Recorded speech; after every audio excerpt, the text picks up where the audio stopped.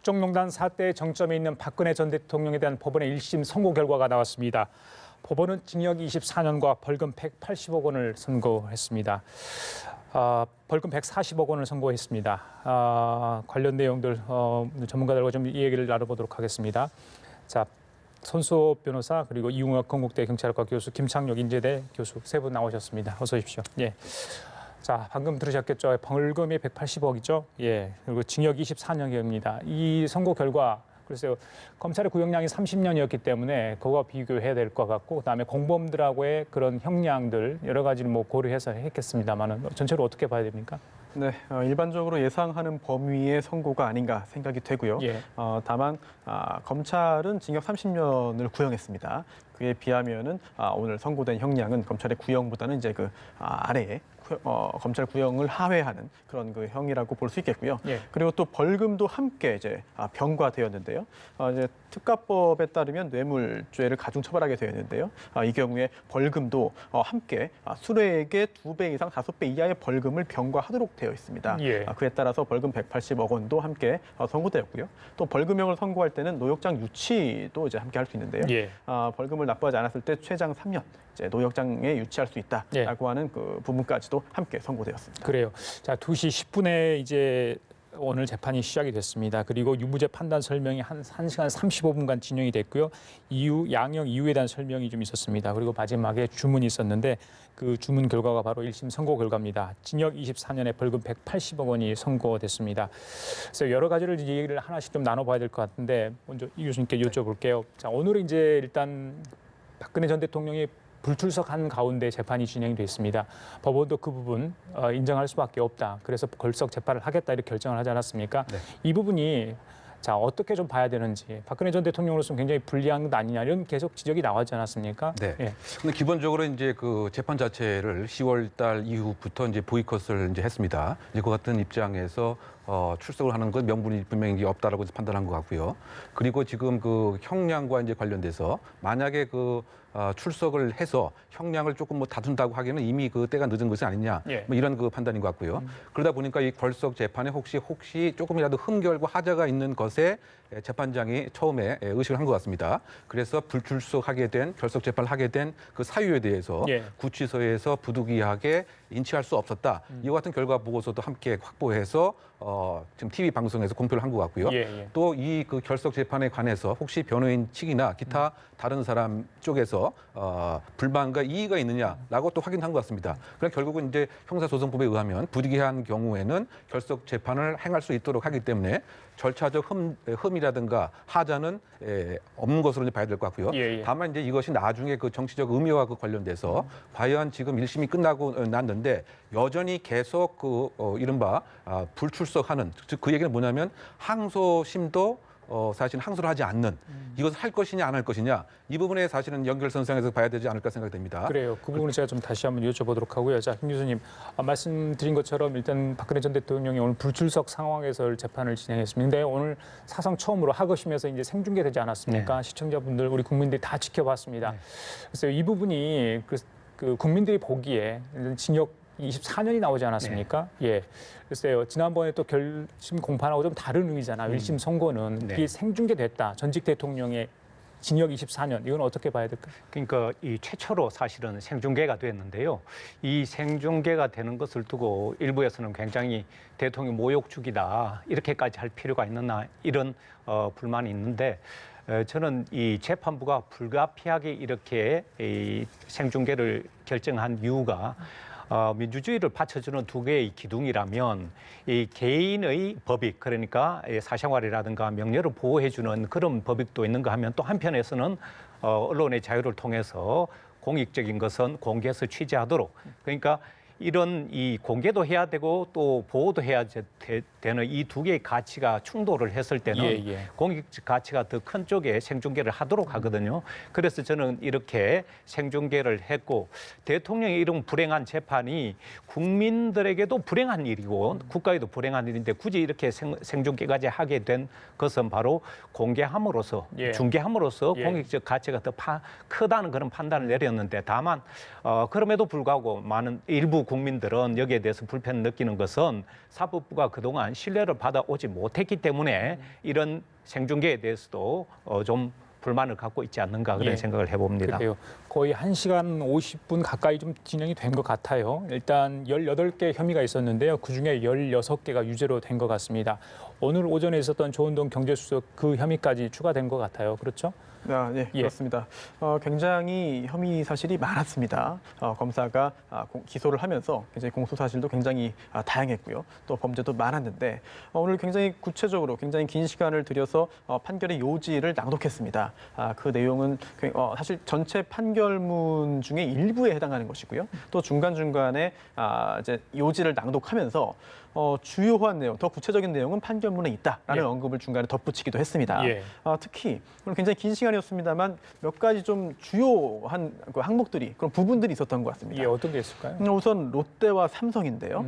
롯데 관련된 부분에 있어서는 사실상 거의 대부분 이제 유죄, 뇌물을 받은 것으로 인정됐습니다만 삼성 관련된 부분은 상당 부분 무죄, 즉 뇌물을 받은 것이 아니라고 봤습니다. 예. 삼성과 롯데 관련된 부분의 차이가 무엇인지를 이제 이야기하면서 판결문에 구체적인 부분이 있을 것이다라는 언급을 했었는데요.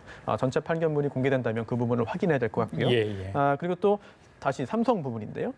지금 이재용 부회장이 별도의 재판을 지금 받고 있습니다. 지금 항소심 판결이 선고됐고 지금 대법원에 올라가 있는 상태인데요.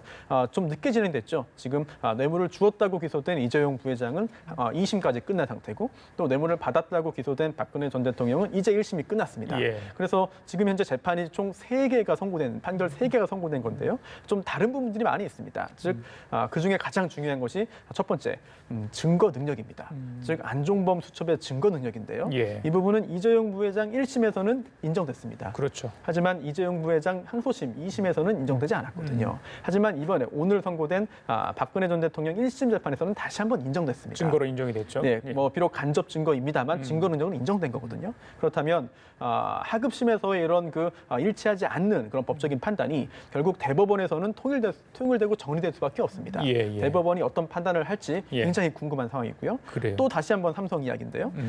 삼성이 박근혜 전 대통령에게 뇌물을 주었다라고 기소가 된 건데 지금 이재용 부회장 항소심에서 인정된 뇌물 액수가 36억 원입니다. 즉 코스포츠에 송금한 건데요. 반면 무죄로 판단된 부분 중에 하나가 말을 이제 구입할 수 있게 말을 줬다. 이 부분은 이재용 부회장 항소심에서는 이제 인정이 안 됐거든요. 하지만 오늘은 박근혜 전 대통령이 뇌물로 받은 것으로 인정이 됐습니다. 예, 말 세 마리요. 네, 예. 그 말 세 마리 관련된 부분이 뇌물이냐 아니냐도 지금 다른 결론이 나온 재판들이 있기 때문에 이 부분도 앞으로 재판 과정에서 어떻게 정리될지 굉장히 궁금한 상황입니다. 예, 그래요. 좀 더 자세한 내용을 우리 손 변호사님께 또 여쭤보도록 하고요. 자, 오늘 이제 그 사실은 최순실 씨, 그러니까 개명 전에 뭐 최서원 씨를 재판부는 이름을 거명을 하면서 이야기를 했습니다만은 많은 부분의 혐의가 이제 일치하는 부분들이 있었습니다. 그래서 같은 몸통이다, 뭐 한 몸이다 이런 이야기를 하면서 그래서 대충 저희들이 형량은 예측을 좀 했는데 지난번에 이제 최순실 같은 경우는 징역 20년 그렇죠? 네. 예. 그리고 이제 박근혜 전 대통령에 대한 검찰의 구형은 30년이었습니다. 하지만 1심 재판부는 징역 24년에 벌금 180억 원을 선고를 한 겁니다. 오늘 내용을 쭉 들어보면서 많은 분들이 좀 놀랐을 부분도 있을 것 같습니다. 최순실 씨의 지시로 많은 부분이 박근혜 전 대통령이 어떤 국가 운영을 해왔던 부분들이 좀 드러난 것 같고요. 기업들이 강요에 못 이겨서 했던 부분들, 물론 이제 어쩔 수 없이 했다는 부분도 있지만 다른 부분들, 그러니까 유죄로 인정된 부분에는 또 일정 정도 기업들이 했던 부분들도 있다 이렇게 좀 보면 될 것 같고요. 재판부는 양형 이후 설명에 대해서 이 대통령 권한과 직위를 남용했다 이 부분, 또 그럼으로써 기업의 재산권이 크게 침해됐다. 부정한 청탁을 받고 뇌물 수수를 했다. 뭐 이런 내용들이 이제 이야기를 하면서 결국에는 이러한 것들이 대통령으로서 권한 남용을 하면서 불행한 과거를 반복하지 않기 위해서는 이런 판결을 내릴 수밖에 없다. 이게 이제 우리 김세윤 재판장의 이야기거든요. 전체적으로 양형 이유 이 부분은 어떻게 좀 봐야 되겠습니까? 큰 틀에서 보면 저는 그 헌법재판소의 그 탄핵 결정서와 논리 구조가 상당히 유사한 것으로 생각이 듭니다. 예. 왜냐하면 이 대통령 직위라는 하는 것이 그 국민이 그 위임을 하고 객관적이고 공정한 공직 업무를 수행해야 되는데 예. 이와 같은 것은 내편교치고 사인인 최순실에게 사적 이익을 다 몰아주는데 이 권한을 잘못 쓰고 또 이 권한 자체를 최순실에게 허용을 했다. 이 점에 있어서 이것은 상당히 비난 가능성이 높다. 그 예. 얘기는 결국은 헌법을 제대로 준수할 의지도 없을 뿐만이 아니고 지금 명시되고 있는 특가법상 또는 뭐 형법상 또는 뭐 여러 가지 관련법, 공무원의 윤리법, 공무원법 모든 것을 다 위반한 이와 같은 것에 있어서 상당히 그 비난 가능성이 높다라고 얘기를 한 것 같고요. 예, 예. 결국 이제 이것을 인해서 국정 질서 자체가 상당히 그 혼란을 빠졌기 때문에 여기에 있어서는 상당 부분의 응징을 우리가 좀 해야 되겠다라고 하는 이 법적인 그 논리 같습니다. 결국은 국민이 믿어서 대통령을 뽑아줬는데 이 믿음 자체를 최순실의 그 개인 이익을 위해서 허용했다고 하는 이 점 자체는 결국은 배신이라고는 행위다. 그래서 이 부분에 있어서 그 30년을 구형했지만 예. 그 24년형을 선고한 것 같고요. 또 더군다나 이제 그 박근혜 대통령이 없었으면 이와 같은 일이 이루어지는 것이 구조적으로 불가능했기 때문에 최순실 씨는 20년 선고였지만 박근혜 대통령은 그보다 더 강한 24년 이제 형으로 이제 생각이 되고요. 예. 다만 이제 이거 쭉 논리를 보게 되면 대통령직을 이용해서 청와대 참모를 활용하고 기업에 일정한 영향력을 행사하는 근데 그 배후에 누가 있었느냐? 최순실이 있다고 하는 순차 공모의 그 패턴이 아주 동일하게 나타나는 것이 아닌가 생각이 됩니다. 예. 그리고 다만 이제 그 법적인 논리와 관련돼서 일정 부분에 있어서는 그 직권 남용을 무죄로 봤습니다. 왜냐하면 개인 기업에 있어서 공무원이 일정한 영향력을 행사하는 것은 직권 남용죄 그 범위를 넘는 것이기 때문에 그 부분에 있어서는 무죄로 보고 나머지 상황은 다 이제 거의 유죄로 이제 본 것 같고요. 예. 그 더군다나 이제 그 강요죄라고 하는 것이 우리가 폭행 협박인데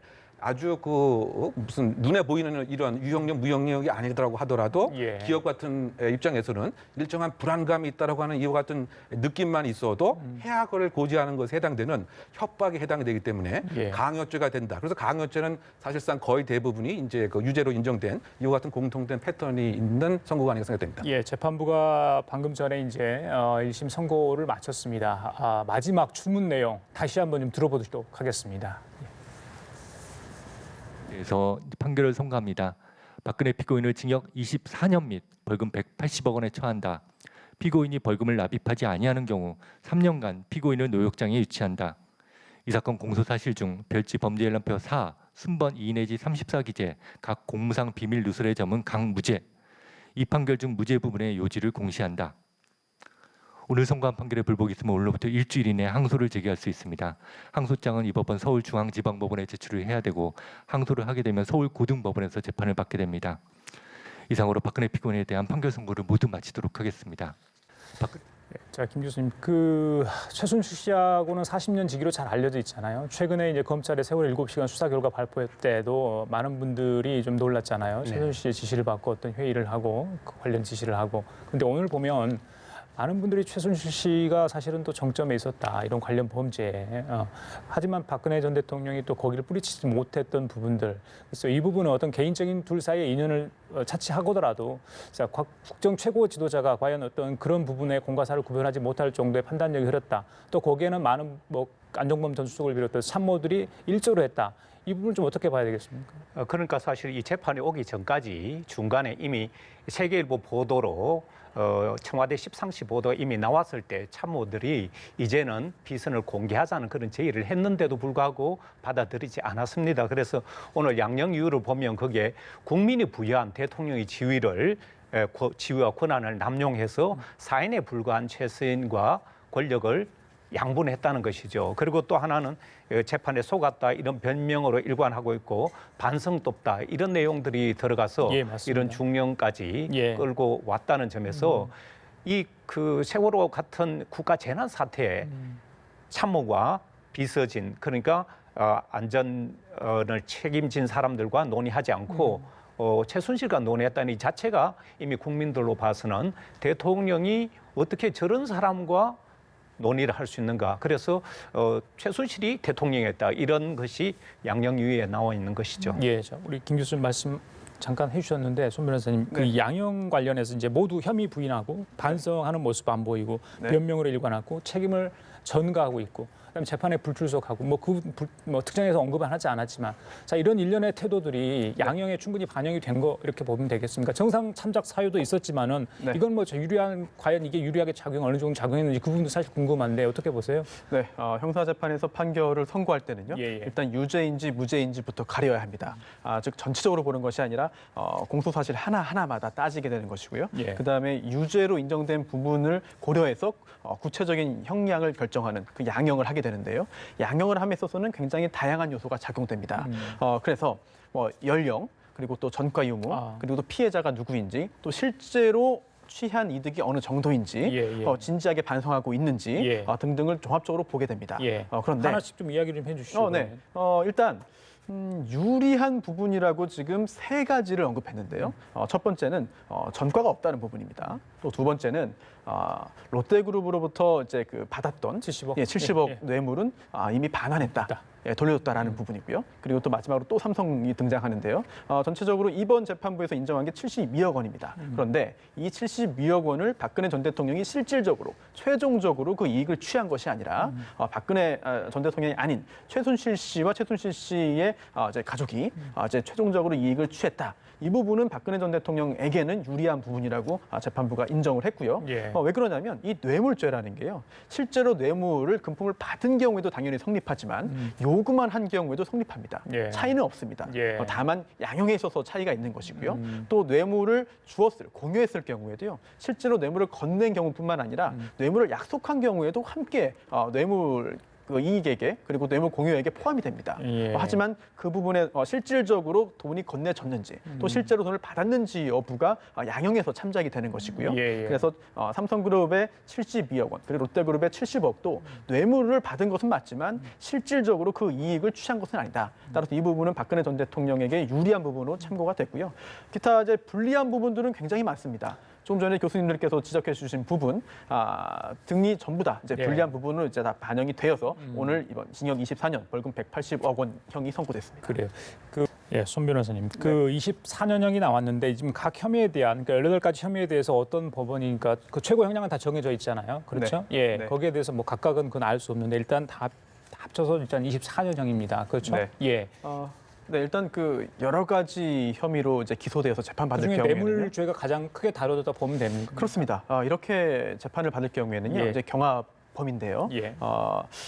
각각의 하나의 범죄 혐의마다 유죄무죄를 가리고 예. 거기서 그 형을 선고한 다음에 더하는 형식으로 하는 것이 아니고요. 네. 일단 유죄무죄를 다 한번 판단한 다음에 예. 무죄는 이제 논할 필요가 없으니까요. 무죄는 논할 필요가 없으니까요. 그렇죠. 네, 유죄라고 판단된 그런 그 부분만을 가지고 양형을 논합니다. 예. 그런데 가장 무겁게 처벌할 수 있는 그런 죄에서 2분의 1까지 가중을 하게 되거든요. 예. 그래서 이번 판결문에도 원문을 보면은 구체적으로 어떠한 계산을 거쳐서 징역 24년이 나왔는지에 대한 그런 결과가 과정이 있을 것으로 보이고 저도 굉장히 궁금합니다. 예.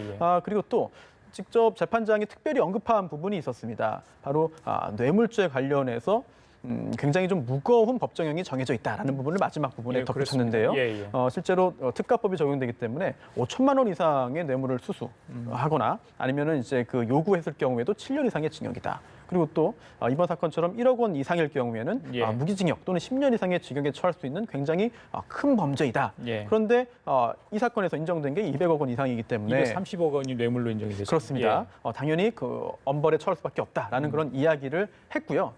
또 이렇게 양형을 구체적으로 논함에 있어서 그 전 단계에서도 법리적으로 앞으로 이제 법원에서 항소심이 이루어질 것으로 예상되는데 예. 굉장히 좀 첨예하게 좀 다루어질 부분들이 있는 것 같습니다. 예. 그 부분 중에 하나가 바로 삼성의 승계 작업인데요. 예.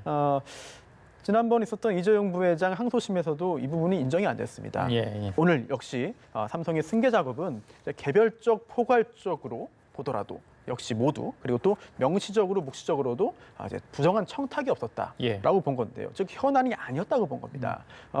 개별적인 그런 현안이 아닐 뿐만 아니라 포괄적으로 보더라도 이거는 중대한 그런 아예 안건 자체가 아니었다라고 본 건데요. 이 부분에 있어서 재판장이 이제 설명을 하면서 요지를 낭독하면서 원래 그 요지 판결문에는 없는 부분으로 예상되는데 짐작되는데 그런 언급들을 했습니다. 그러면서 일반적으로 국민들께서 볼 때는 이게 삼성의 승계 작업이 당연히 현안이었을 것으로 생각할 수 있겠지만 하지만 법리적으로는 아니다라고 하는 이야기를 했는데요. 그 부분은 판결문에는 없는 그 특별한 설명인 것 같습니다. 추가한 설명인 것 같고요. 아마도 오늘 긴 시간 동안 이 판결 요지를 생중계하면서 굉장히 그 생중계에 의의가 있는 중요한 부분이 아닌가 싶고요. 그리고 또 재판장 입장에서는 오늘 생중계에서 꼭 하고 싶었던 게 혹시 그 문장이 아닌가 싶습니다. 왜냐하면 삼성의 승계 작업이 있었고 또 필요했고 또 그 과정에서 부정한 청탁이 있었다라고 인정된다면 삼성이 공유한 뇌물 그리고 또 박근혜 전 대통령이 수수한 뇌물이 굉장히 늘어납니다. 그렇다면 이 부분은 정말 결과에서 큰 차이가 나기 때문에 굉장히 민감한 부분이고 중요한 그 사안이기 때문에 특별히 구체적인 언급을 붙여서 재판장이 설명한 것으로 이렇게 보입니다. 오늘 선고 결과는 박근혜 전 대통령 어떻게 받아보나요? 이게 구두로 누가 변호사가 전하는지 아니면 우편물로 통상 전하는 걸 알고 있는데 사실 생방송을 지금 봤는지 모르겠어요. 7시에 저녁 생방송 뉴스가 나간다는데 그 전까지 이 결과를 알 수 없는지 그 부분은 어떻게? 그렇죠. 그러니까 이제 만약에 출석을 했으면은 이 결과를 이제 바로 이제 인지하게 되는 거죠. 근데 뭐 불출석이다 보니까 과연 그렇다고 지금 현재 구치소 상에서 연합뉴스의 이 생중계를 볼 수는 없는 겁니다. 왜냐하면 이제 법무부에서 일정한 이제 편집을 한 그 내용만을 이제 보여주기 때문에요. 그렇다 본다면 이제 이게 구치소에 판결문이 이제 전달이 돼서 구치소 측에서 이제 그 박근혜 전 대통령에게 이게 공식적으로 전달이 되게 되면 형량과 벌금의 내용을 이제 파악할 수가 이제 있는 이와 같은 이제 과정으로 지금 봐야 될 것 같습니다. 그래서 저는 이제 이번 그 판단에서 아까 조금 말씀 나눈 바와 같이 가장 대비되는 것이 롯데는 분명히 현안 문제가 있다고 판단한 거고요. 삼성은 현안 문제는 없다 이렇게 본 거가 가장 큰 차이인 것 같습니다. 즉 롯데는 그와 같은 구체적인 사례를 예시한 것이 한 특징 같습니다. 그 뭐냐 하면은 그 시절에 2015년 8월이죠. 이때 그 호텔 롯데에서 상장을 한다고 이제 그 공표를 했기 때문에 그렇다 본다면 이 면세점 특허가 아주 그 중요한 그 상황이다. 그래서 이 시기에 면담을 해서 분명한 액수라든가 내용이라든가 이것이 전달이 됐다. 이것은 현안 과제가 있다고 판단한 것 같고요. 삼성에 있어서는 우리가 기억하는 바와 같이 최순실 사건과 전후해서 과연 영차 독대가 있었느냐 이 부분에 대해서 논란이 많았었죠. 3번 이제 만났는데 소위 말해서 이제 청탁을 할 여건과 기회가 이제 없었는데 이것이 과연 부정 청탁이 있었겠느냐. 그래서 혹시 영차 독대가 있었던 것은 아닌가라고 하는 것이 이제 검찰의 입장이었습니다. 그래서 그 당시에 예를 들면 자동차 출입 기록을 확인해봤더니 이재용 전 부회장이 들어갔던 그 차량 기록이 없었던 거죠. 그 검찰의 그때 시각은 청와대 안가에서 기다리고 있고 만났다라고 해서 만약에 영차 독대가 입증이 되면은 그 시점에서 청탁을 했다라고 이제 인정이 되었을 텐데 그것이 없기 때문에 결국은 이제 그 부정한 청탁이라고 하는 것이 없었고 그러다 보니까 논리적으로 보게 되면 제3자 뇌물죄는 다 그래서 다 무죄가 된 것이죠. 그러니까 직접 뇌물죄는 그 중에서 코어 스포츠 독일에 있는 것만 최순실에게 직접 전달된 이익 그 부분에 있어서는 유죄가 인정된 것이고 제3자 뇌물죄는 논리적으로 왜냐하면 현안 청탁할 문제도 없기 때문에 그죠? 제3자 뇌물죄가 성립할 아예 여지가 없는 이게 논리적으로 그렇게 상당히 정교한 법리를 지금 재판관이 사용한 것으로 이렇게 생각됩니다. 지금 10월 16일인가요? 그때 이후로 지금 계속해서 재판을 거부를 하고 있잖아요. 이제 그게 오늘 형량이 어느 정도 이제 반영이 됐는지는 잘 모르겠습니다만은 이게 사실 정치 보복 얘기를 계속 주장을 하지 않았습니까? 그런 얘기 있어가지고 그런데 일각에서는 이게 무슨 단순 코스프레다 아니면 뭐 지지자들 결집을 위한 어떤 행위다 이런 얘기 있는데 지금 뭐 법원 안팎에서 오늘 집회가 있어가지고 지지자들이 지금 집회 시위를 하고 있는 모습이 저희들이 잠시 전에 전해드리기도 했습니다만은 글쎄요 어떻게 이 프레임을 본인이 이후에 뭐 항소심이랄지 끝까지 재판이 확정되기 전까지 계속 가져갈지 적극적으로 어떤 더 공세를 나올지 지금의 상황이라면 그런 모습을 비춰지기는 정말 기대하기 어려울 것 같거든요. 이미 정치 보복이라고 생각하는 사람들이 이 생중계 자체를 정치 보복의 또 연장선상에서 보는 거죠. 망신 줄 만큼 망신 줬고 이렇게 중형이 예고되는데 굳이 이렇게 전 국민을 상대로 생중계까지 하는 것은 정치 보복의 한 연장선상이다 이렇게 보는데 좀 전에 말씀드렸다시피 이 재판부에서 소위 개인의 법익과 이 공공의 법이익이 상충할 때는 비교 형량의 원칙에 따라서 공적 이익이 더 크다라고 해서 이것을 생중계하기로 결정했습니다. 저는 앞으로 이 정치 보복 이런 얘기가 계속 저는 나오리라고 보는데요. 그것보다는 저는 국민들은 지금 이 재판을 중형 선고된 이 재판 아마 착잡한 심정으로 보고 있으리라고 보고요. 그래서 1심이 앞으로 최종심으로 확정될지는 지켜봐야 되겠지만 과연 24년형을 다 살게 될지 이런 데 의구심을 가질 수도 있어서 저는 지금도 늦지 않았다고 생각해요. 국민의 마음은 박 대통령이 최순실과의 관계에 있어서 잘못을 사과하고 이런 부분에 대해서 정말 나는 몰랐지만 내가 이용당했던 어떻든 지금 재판부는 변명으로 일관하고 있다 이런 얘기를 하고 있고 재판에 임하지 않는 것은 사법부를 부정하는 이런 행위로 보고 있기 때문에 전직 대통령으로서 국민들로부터 동정 내지 국민화합 이런 빌미라도 주기 위해서라면 뭔가 좀 더 다른 태도 변화가 없다면 앞으로 이런 부분에 있어서 정치 보복이라는 논리가 힘을 받을 수 없을 것 같아요. 왜냐하면 지금 나오는 구체적인 내용들이 이건 정치 보복 차원에서 이만큼 할 수 있는 수많은 혐의의 또 중형 하나하나가 그렇기 때문에 정치 보복이라는 논리가 상당히 약화되지 않을까 이런 생각입니다. 글쎄요, 지난달 31일로 이제 구속 수감이 된 지 1년이 됐는데 교도관들에 따르면은 이 정도로 이렇게 침착하게 일관된 모습으로 기소 생활하는 사람이 거의 없을 정도다 이런 뭐 나왔잖아요. 무슨 독서도 하고 글도 쓰는 것으로 현재 지금 전해 듣고 있습니다만 그런데 이제 갑작스럽게 항소심이 됐다고 그래서 아직 뭐 항소 여부는 밝혀지지 않았습니다만 이 심경의 변화를 일으킬 수 있을까요? 신경의 변화는 일으키기 힘들겠지만 지금 변호인들도 있고 이런저런 앞으로 24년형을 그 안에서 다 살 수는 없는 것이기 때문에 이게 선고 결과가 현실적으로 다가온다 이런 말씀이시죠? 그렇죠. 그리고 여러 차례에 걸쳐서 이미 국민들로부터 마음의 용서를 받을 수 있는 기회가 있었음에도 불구하고 이런 재판의 중형이 선고됐지만 저는 앞으로도 기회가 있기 때문에 국민들의 마음을 움직이면 저는 재판부도 앞으로 항소심이 어떻게 진행될지는 모르겠지만 마음으로 용서하고 화합하려는 그런 뜻이 있지 않을까 이런 생각을 해봅니다. 항소는 일주일 안에 이제 하는 거잖아요. 그죠? 하게 될까요? 근데 지금까지 재판을 거부했는데 항소를 한다. 그것도 좀 이율배반적인 거 아닙니까? 하지만 변호사가 할 수 있나요? 일단 그 당사자인 피고인이 할 수 있고 그리고 변호인은 이제 독단적으로 하면 나중에 피고인의 의사가 아니다라고 한다면 또 상황이 곤란해지겠죠. 그리고 또 오늘 이제 재판에는 나오지 않았습니다. 하지만 직전에 이제 자필로 쓴 의견서를 법원에 제출하기도 했고요. 그러면서 진실이 밝혀질 것이다라는 이야기도 또 한 바도 있습니다. 이제 작년 10월 16일인데요. 두 번째 구속영장이 발부되면서 그때 본인의 심경을 피력한 적도 있습니다. 그런 것을 볼 때 항소를 할 것으로 보이고요. 왜냐하면 항소를 하지 않으면 형이 바로 확정돼 버립니다. 그러면 구치소에서 교도소로 바로 옮겨가야 됩니다. 그 다음부터는 아주 특별한 그런 특별 사면 등의 조치가 있지 않는 한 계속해서 형을 이제 살 수밖에 없는 상황이 되기 때문에 뭔가 변화라든지 상황 변경을 이제 모색하기 위해서는 일단은 항소를 하고 그 다음에 그 항소심 재판 또 그 후에 또 상고에서 대법원 최종 판결까지 기다릴 그런 시간을 벌 것으로 보이고요. 특히나 오늘 이제 박근혜 전 대통령의 직접적인 그런 피고인의 반응을 접하지는 못했습니다만 박근혜 전 대통령 측의 그런 변호인들이 판결 선고 직후에 항소심과 대법원에서는 다른 판단을 할 수 있다라고 하는 언급을 했다고 합니다. 그래요? 네, 그렇다면 이제 변호인 측에서 물론 이제 국선 변호인입니다만 변호인들이 박근혜 전 대통령에게 항소 그리고 기타 구체적인 그런 그 항소심에서의 어떤 그 작전이라든지 대응책 관련한 어떤 건의라든지 이런 그 조언 등을 하지 않을까 그렇게 예상됩니다. 그러네요. 국선 변호인 측이 오늘 선거 결과에 대해서 안타깝다 이런 얘기를 했고요. 박근혜 전 대통령의 의사를 확인해서 항소 여부를 결정하겠다 이런 얘기를 했다고 소식이 들어와 있습니다. 저기 변호인 측에서 안 하더라도 검찰 쪽에서 할 수 있잖아요. 그렇습니다.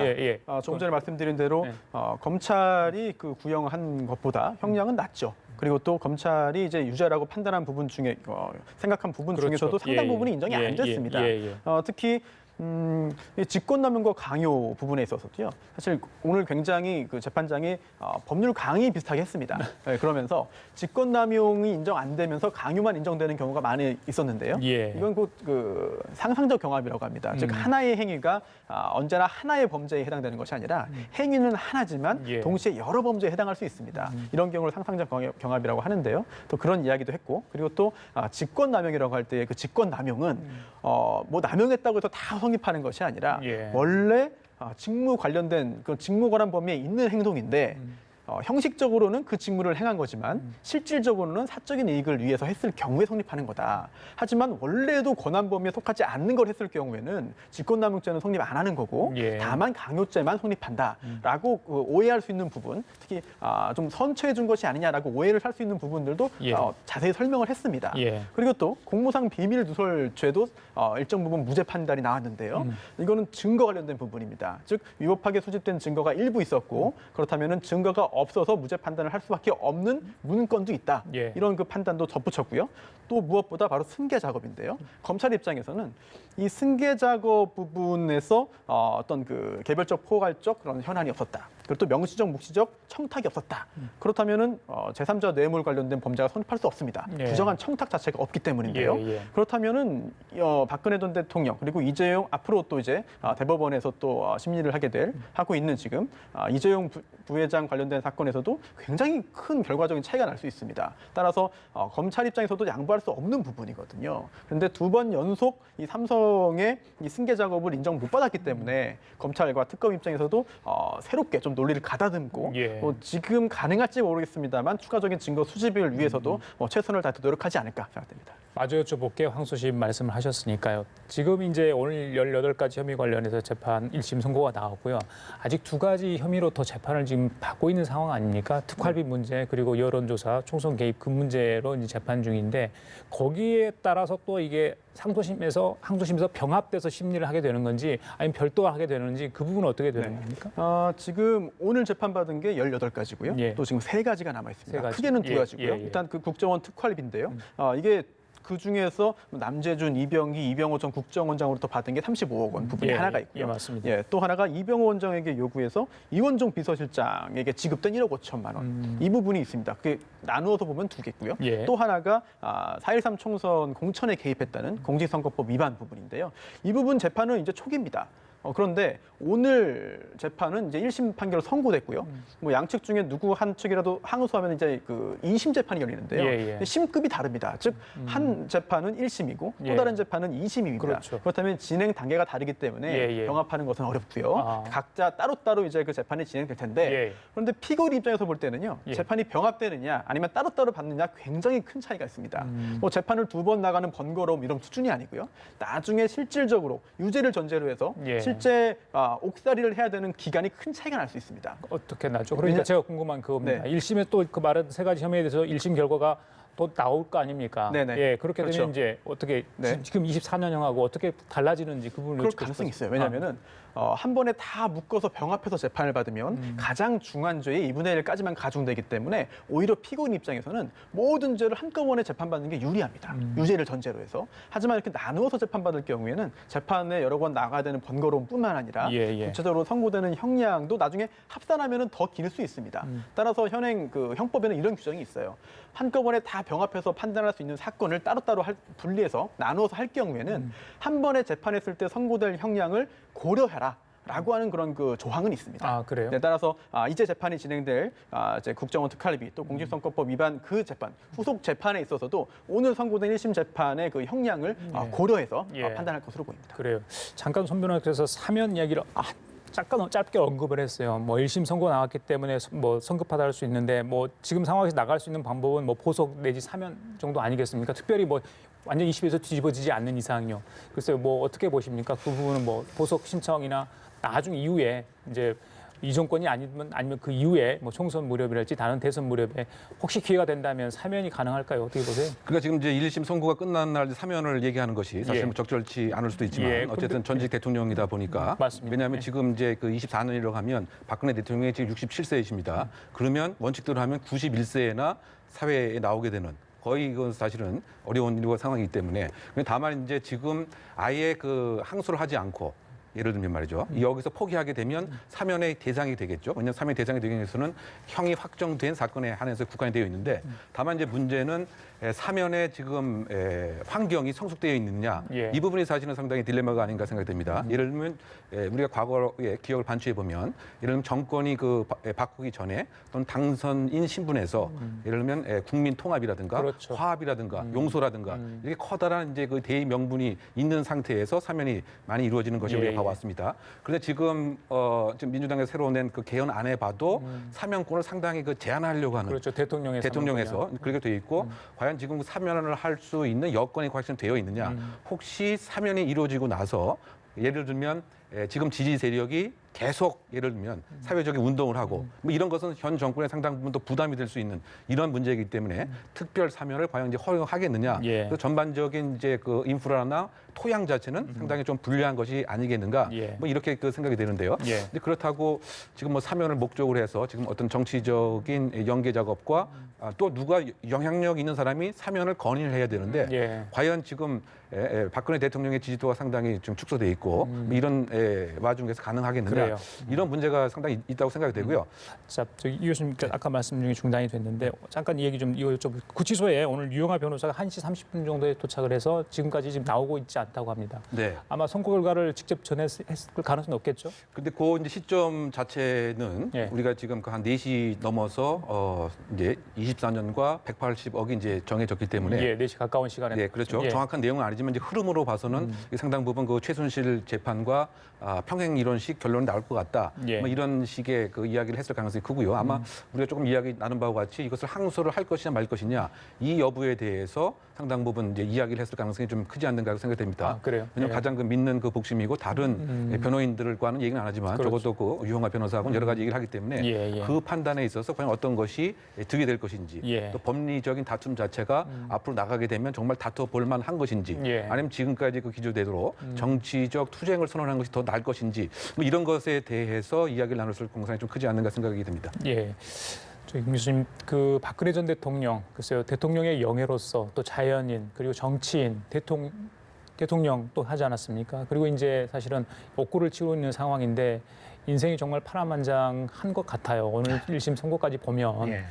글쎄요, 그 여러 가지 뭐 상처도 있었을 거고 개인적으로. 근데 이제 국가 최고 지도자로서 권력자로서의 어떤 지금의 그 모습은 국민들에게 취임식 때 했던 말이랄지 기타 여러 가지 기회 말할 수 있는 기회를 통해서 했던 말과 너무 대비되기 때문에 실망을 하지 않을 수 없거든요. 그렇죠. 그래서 아까 이제 저는 이 항소 여부에 대해서 논의가 있었는데 이제 법리로 다투는 데는 이미 한계가 있다. 항소심에 가더라도 24년형에서 별반 차이가 없을 것이다.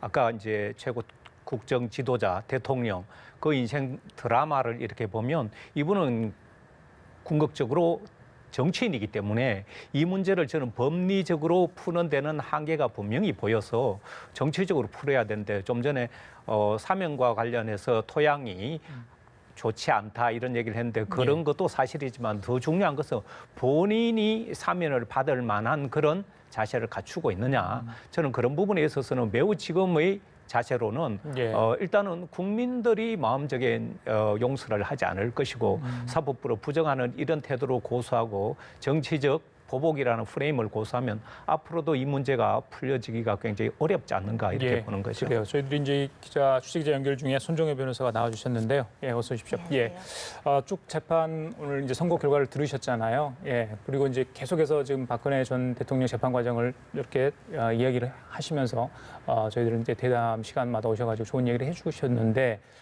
오늘 선고 결과 예상을 좀 하셨는지 형량 또 그 각각의 혐의에 대해서 좀 주목해 봐야 될 내용이 있었다 하는 거 어떤 게 좀 있을까요? 18개 혐의 중에 16개가 유죄로 인정이 됐고요. 이것은 최순실 1심 판결 선고와 같은 판단이라고 보시면 됩니다. 그 나머지 2개의 무죄 같은 경우는 그 영재센터와 그리고 각 재단에 이제 출연했던 그 금액은 무죄가 나왔는데 다만 완전히 무죄라도 볼 수 없고 그 행위 자체는 뇌물수수는 인정이 되지 않지만 강요로는 또 인정을 했기 때문에 어떻게 보면 그 혐의 대부분이 지금 유죄로 나와 있다고 보시면 되고 지금 많은 분들이 20년을 상회하는 형량이 나올 것이라고 예측을 했는데 예. 그 예측에 맞게 24년형이 나왔습니다. 최순실 사건과 다른 것은 박 전 대통령 같은 경우에는 그 블랙리스트 관련된 문체부 공무원들의 어떤 사직을 강요한 혐의가 더 있거든요. 그 김기춘 실장이 이 혐의로 징역 4년을 항소심에서 선고받았습니다. 그렇게 보면 최순실이 공모했던 같은 그 그 사건과 그리고 이 블랙리스트나 이런 공모관계에 있던 거를 합하면 24년형이 나오거든요. 그에 비춰봤을 때 형량은 어느 정도 예상이 됐다라고 생각하시면 좋을 것 같고요. 예. 벌금이 이제 180억 원이 맞습니다. 나왔습니다. 예. 박 전 대통령이 재산에 비추어서는 180억이라는 벌금을 납입하기 어려울 수도 있는 상황인데 그래서 3년의 범위 안에서 노역장 유치까지 이제 재판부께서 설치를 했고요. 저는 오늘 굉장히 역사적인 사건이라고 보고 있습니다. 이렇게 1심 선고를 재판장이 직접 국민들한테 장시간에 걸쳐서 그리고 오늘 유독 쉬운 말로 풀어서 얘기하려고 굉장히 노력하신 그렇습니까? 부분들을 예. 봤고요. 예. 굉장히 국민들한테 알아듣기 쉽게 원래 법률 용어가 굉장히 어렵지 않습니까? 그렇죠. 예. 그래서 국민들에게 왜 이렇게 유죄 판결을 내리고 이런 형량을 내렸는지에 대해서 재판부 입장을 충분히 설명하려는 노력과 태도가 저는 굉장히 우리 역사적인 의미를 갖고 있다라고 생각하고요. 예, 예. 박 전 대통령 아마 지금쯤이면은 그 구치소 관계자를 통해서라든가 변호인을 통해서 이 판결 선고 결과는 들었을 것이라고 생각하는데 예. 아마도 어떤 생각을 할지는 모르겠지만 좀 억울하다라는 심정도 가지고 있을 것이고 예상을 했다라는 생각도 하고 있을 것이라고 생각되지만 예. 어찌됐든 역사적인 순간에 이렇게 그 판결문을 직접 듣는 기회는 처음 해보는 경험이라서 많은 국민들도 좀 생소할 걸로 생각이 듭니다. 예. 방금 전에 법원 안팎의 분위기를 전달해 드렸는데 그 지지자들이 나와서 이제 좀 글쎄요 과열될 수도 있겠어요. 오늘 선고 결과에 대해서 그 법원에서 이 김세윤 부장판사에 대해서 신변 보호 요청을 할 수도 있나요? 신변 보호 요청은 충분히 가능하고요. 지금 예. 일정 부분 경찰에서 경호가 돼야 되는 상황이 아닐까 생각이 듭니다. 왜냐하면 지금 시위 집회하시는 분들이 어디에서 하고 있냐면 중앙지방법원 앞에서 하고 있거든요. 그럼 출퇴근의 문제도 있을 것이라고 생각이 돼서 상당 기간 동안 어떤 사법부의 독립을 지켜주기 위해서라도 경호는 필요하다라고 생각이 들고요. 예. 일단은 그 재판장이 이렇게 장시간 설명하고 오래 고심하고 거의 1년을 재판을 했습니다. 그리고 많은 증언들을 듣고 증거를 보고 또 무죄인 부분들도 설치를 하면서 충분히 합리적으로 그 판단하려고 노력을 한 것을 국민들이 조금 이해할 필요성이 있다라고 생각하고요. 예. 지금 박근혜 대통령을 지지하시는 분들이 조금 억울한 심정 그리고 24년형이라는 것이 너무나 중형이다 이런 여러 가지 억울함을 호소하고 있는데 이 법원의 판단은 존중될 필요가 있고 예. 항소심 대법원까지 다시 사법부의 판단을 받을 수 있는 기회가 있기 때문에 이 법원 판단은 그대로 존중을 해주시면 좋지 않을까라는 생각이 듭니다. 예. 전직 대통령에 대한 1심 선고 결과 앞으로 정치권에 어떤 영향을 미칠지 그 부분도 좀 관심거리인데 자, 김 교수님 그 보수 세력 결집이나 이후 6.13 지방선거나 이 부분에 혹시 좀 영향을 미칠까요? 어떻게 보십니까? 지금은 사실 어떻게 보면 정치권에서 거리두기에 나섰기 때문에 예. 이런 부분은 선거에 어느 당도 사실은 이런 부분에 있어서는 거리를 유지하려고 하기 때문에 아마 선거에 특별하게 영향을 미칠 것으로 보지는 않고요. 다만 이제 그 소위 말하는 우익, 이 지지파들이 어느 정당이 가장 어떻게 보면 이 박근혜 전 대통령에 대한 입장을 대변해주고 그런 목소리를 내는가가 주요한 어떤 지지나 반대하는 기준이 되겠지만 사실은 그 지지 기반이라는 것이 우리나라의 특정 지역에 하나다 보니까 그 기반이 분포도가 넓지 않아서 예. 이런 사건에 대해서 중형에 대해서 목소리를 크게 내기 아마 형식적인 논평 정도는 하겠지만 예, 정말 의지를 가지고 주요 현안으로 그렇게 정당에 나서지는 않을 걸로 보입니다. 예, 자유한국당이 지금 방금 논평을 냈는데 오히려 지금 현 문재인 정부 쪽을 더 겨냥해서 비난을 좀 한 것 같아요 보니까. 그래서 이번 이 문제가 특히 이제 자유한국당이랄지 보수 정당 쪽에서는 어떻게 좀 활용할 수 있는 그런 여지가 있을까요? 어떻게 보십니까? 그것은 아마 유권자의 마음을 정당은 가장 먼저 살피게 될 것입니다. 말하자면 이런 논평을 냈을 때 유권자의 마음을 우리 편으로 좀 끌어들일 수 있다면 거기에 맞는 논평을 낼 것이고 예. 그러나 이거 거리를 두는 것이 더 유리할 것이라면 한두 번 형식적인 논평을 내고는 저는 거리를 유지하리라 그렇게 보기 때문에 예. 말하자면 민심, 그것을 전달하는 언론의 보도 이런 것과 밀접하게 정당에서 아마 촉각을 곤두세워서 그 논평을 만들어 가지 않을까 이렇게 봅니다. 예, 오늘 사상 처음으로 하급식 재판에 대한 생중계가 있었습니다. 그래서 일각에서는 이게 지금 이제 진행되고 있는 이명박 전 대통령 수사 그리고 나중에 재판이 진행됐을 때 선고가 나왔을 때 또 그때도 똑같은 걸 하지 않겠냐 이번이 선례가 돼서 이런 이야기도 있던데 어떻게 보십니까? 그러니까 결국 이제 이번 TV 생중계를 허용하느냐와 관련돼서도 뭐 여러 가지 좀 논란이 있지 않았습니까? 뭐 작년 가을 경에 왜 대법원에서 규칙을 갑자기 이제 개정을 했느냐 뭐 이런 얘기에서부터 그리고 이번 사안만큼 중요한 공적 이익이 과연 이제 있는 것이 있겠느냐, 즉 공적 이익과 피고인의 불이익을 비교 형량을 해서 소위 말해서 이제 알 권리라고 하는 차원, 역사적인 그 교훈. 그리고 재판의 그 설시 내용의 그 논리, 이것도 사실은 국민들에게 상당히 중요한 것이다. 이것이 이제 찬성하는 입장이었는데 그 반대적 입장은 아니 이것은 일정한 낙인 효과를 너무 심하게 생기는 것이 아니냐? 무죄 추정의 원칙이 있는데 아직 대법원이라고 하는 확정 판결이 나기 전에 그야말로 국정농단이라고 하는 주인공으로서 너무 일찍 찍는 것은 아니냐. 이것은 결국 숨어져 있는 정치적 압박과 이것을 계속 활용함으로써 앞으로 있는 여러 가지 선거에 활용할 수 있는, 왜냐하면 지금 보수 정권의 이와 같은 이른바 적폐 자체가 드러남으로써 보수를 믿었던 사람들도 스스로 숨어내게 되는 차이 보수로서 결국 이제 몰락하게 되는 이런 모습을 노린 것은 아니냐 이렇게 얘기도 할 수 분명히 있을 것 같습니다. 근데 그럼에도 불구하고 이번 사안 같은 경우는 무엇인가 너무나 우리가 기대했던 헌법 준수, 법률 준수 의무 자체를 개인적인 이익으로 이제 해하게 되었고 또 지금 나오는 보도에 의하면 세월호 당일 날도 그 최순실 씨에 의존하려고 하는 이와 같은 모습이 상당 부분 있었기 때문에 이것을 회복할 수 있는 어떤 울림이 있는 선언이라든가 울림이 있는 사실 자체가 새롭게 등장하지 않는 한 지금 그 보수의 그 재건 막 이런 것은 상당히 지금 암울한 입장이 아닌가 생각이 되기 때문에 여기에 맞춰서 지금 보수 야당에 있어서는 제가 생각할 때는 무엇인가 그 컨텐츠가 있는 미래를 제시하는 이와 같은 새 시대에 맞는 정책 어젠다를 얘기하는 것이 사실은 이제 이 두 명의 대통령이 구속되어 있는 상태에서 표에 대한 욕심이라든가 이것보다는 정말 정면 돌파로 새로운 보수 아이템을 창출하는 뭐 이런 것이 더 필요하지 않을까 생각해 봅니다. 그래요. 검찰에서는 오늘 1심 선고 결과 이후에 법상식에 맞는 결과를 위해 최선을 다할 거다 이런 이제 이야기를 했습니다. 아직 항소 여부까지는 이야기는 안 된 것 같은데요.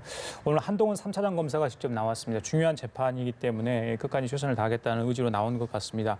글쎄요. 검찰 쪽은 오늘 결과를 보고 어떤 생각을 했을까요? 굉장히 이제 많은 시간 수사 자료도 뭐 12만 쪽인가요? 뭐 이 정도 될 정도로 검찰 쪽에서는 고생을 했다 하겠지만 이 선고 결과를 받아보고 어떤 느낌일까요? 검찰이 만약에 항소를 한다면 그 무죄가 나온 중에서 그 영재스포츠재단과 미르 K스포츠재단에 뭐라고 판시를 하셨냐면은 부족하다. 입증이 부족하다는 표현을 쓰셨었거든요. 개별 현안과 포괄적 현안을 인정하기에 부족하다라는 표현을 썼는데 아마도 검찰에서는 삼성과 관련된 부정한 청탁, 이 승계와 관련된 여러 가지 증거를 제출하긴 했지만 그에 대한 유죄를 판단 못 받은 부분에 대해서는 항소심에서 다시 다퉈보겠다. 항소심에서 보강해서 다시 새로운 어떤 법적 증거로 판단을 받아보겠다라는 의지를 보일 수 있는 것이고요. 지금 SK라든가 롯데는 관련한 청탁 이런 현안에 대한 입증이 되는데 삼성만 지금 개별적 현안, 포괄적 현안에 대한 입증이 부족하다, 증거가 부족하다 그런 현안을 인식했다라고 볼 수 없다. 그리고 그런 증거가 입증이 되지 않았다라고 판시를 했는데 그 부분에 있어서는 검찰이 다시 한번 항소심에서 그 관련된 증거를 한번 설득해보겠다 그런 의지를 보이지 않을까 생각이 듭니다. 아까 얘기 중에 암묵적, 묵시적 청탁이 없었던 것으로 보인다 그러는데 이거는 뭐 구체적으로 증거가 없다는 얘기입니까? 아니면 정황상 생각하기에 일반인들이 그렇게 받아들일 수 있다는 이런 얘기입니까? 어떤 얘기입니까? 형사재판은 엄격한 증명이 요구됩니다. 재판장이 어떻게 설명을 했냐면 삼성의 어떤 경영권 승계라는 것은 일반 대중의 신문이나 언론이나 이런 걸 통해서 그런 현안이 있다라는 것 정도의 입증이 아니라 구체적으로 그런 승계 작업에 대한 구체성이 있는 현안이 상호 간에 인식이 됐어야 되고 이것을 대가관계로 인식을 한다라는 여러 가지 정황이 증거로서 연출이 돼야 되는데 그렇지 않았다는 것이고요. 개별 현안에 대한 어떤 입증이 안 돼 있는 상황에서 포괄 현안으로 어떤 그 청탁의 대상이 있었다는 걸 인정하기도 어렵다라는 설명을 하셨는데 결국은 검찰에서 이런 삼성이 부정한 청탁을 했다거나 삼성이 부정한 청탁으로서 경영권 승계 작업에 대가 관계를 요구하면서 청탁을 했다라는 부분은 입증이 되지 않았다라는 결론으로 무죄 판결이 나온 거기 때문에 검찰은 우리는 충분히 입증했다라고 해서 기소한 거 아니겠습니까? 그 부분에 대해서는 다시 한번 검찰이 본인들이 수사한 걸 되돌아보고 예. 그 현안에 대한 것들을 좀 따져보지 않을까 생각이 듭니다. 보수 정권의 두 전직 대통령이 현재 이제 구속 상태 아니겠습니까? 이명박 전 대통령이 오늘 박근혜 전 대통령 1심 선고 결과를 봤다면 어떤 생각을 할까요? 지금 검찰의 방문 조사 다 옥중 조사를 거부를 하고 있지 않습니까? 본인도 생각이 좀 있을 것 같은데. 뭐 두 가지 생각을 하지 않을까 생각이 되는데요. 일단 뭐 전략적 측면과 정치적 측면이 나누어서 좀 생각을 하지 않을까 생각이 됩니다. 그 전략적 측면에서는 재판 보이콧을 이렇게 했더니 결론적으로 본인의 양형 자체에 유리한 것은 없더라. 뭐 이와 같은 나름대로의 생각. 그리고 정치적인 것과 관련돼서 이렇다고 한다면 박근혜 그 지지 세력의 또 이명박 대통령이 사실 부족한 것이 이명박 대통령은 실용주의 좋게 말하면 실용주의에 입각해서 일정한 이익으로 모였다가 이익으로 이제 해쳐지기 때문에 지역에 한다든가 독특한 강한 보수주의에 또 기반한 이런 정치 모임이 아니기 때문에 예. 혹시 박근혜 지지 열렬 세력과 이명박 대통령의 세력을 무엇인가 좀 연합을 해서 예. 나름대로의 핍박을 계속 받고 있다. 현재 그 문재인 정부에 의해서 두 대통령이 그야말로 시간과 공간이 제한되어 있는 교도소 공간이 같이 있다라고 하는 이 사실을 이제 계속 보여주겠다라고 하는 정치적 생각도 한번 해봄직하지 않는가 이렇게 한번 추정해 봅니다. 그래요. 자, 마지막으로 김 교수님. 글쎄요, 사람의 문제일 수도 있겠습니다만 지금의 이런 안 좋은 모습들, 전직 대통령들의 모습들이 과연 제왕적 대통령제가 가는 폐해가 가는 그런 문제로 생긴 건가 이런 지적을 할 수 있잖아요. 그래서 구조적 시스템적으로 문제가 있다. 그래서 이번에 개헌을 한번 해서 뭔가 좀 대안을 만들어 보자. 근데 개헌은 여전히 지지부진하는 상황 아니겠습니까? 어떻게 좀 앞으로 이런 문제를 없애기 위해서는 정치권이나 또 제도적으로 좀 보완이 돼야 된다 보십니까? 저는 우선 이런 두 전직 대통령이 불행한 이 모습은 대통령 두 사람 본인의 잘못이 가장 크긴 하지만 대통령이 잘못 가지 않도록 측근이나 수석 장관 이런 사람이 다 있고 또 언론도 거기에 사실은 감시 견제 역할을 하도록 그렇게 다 사명이 부여돼 있기 때문에 대통령의 권한 남용이나 직권 남용 이런 것들은 민주주의 정상적인 민주주의 사회라면 법과 제도로 충분히 입체적으로 감시 견제되도록 돼 있는데 두 전직 대통령의 모습을 보면 이미 측근들이 사실은 인의 장막을 치고 있었고 그 안에서 수많은 직권 남용들이 일어나도 누구도 고발하지 않았고 누구도 얘기하지 않았고 중간에 언론이 보도했지만 그것을 또 다른 방법으로 묵살시켰기 때문에 저는 제도의 문제이면서 동시에 사람의 문제도 함께 봐야 된다 이렇게 보는 거죠. 마지막으로 짧게요. 지금 이제 51명 국정농단 의혹 관련돼서 재판이 거의 다 끝났잖아요. 사실 마지막이었기 때문에요. 이게 항소심도 있고요. 대법원 확정 판결까지 가려면 굉장히 시간이 많이 걸릴 것 같은데 올해 안에 끝날 수 있나요? 어떻게?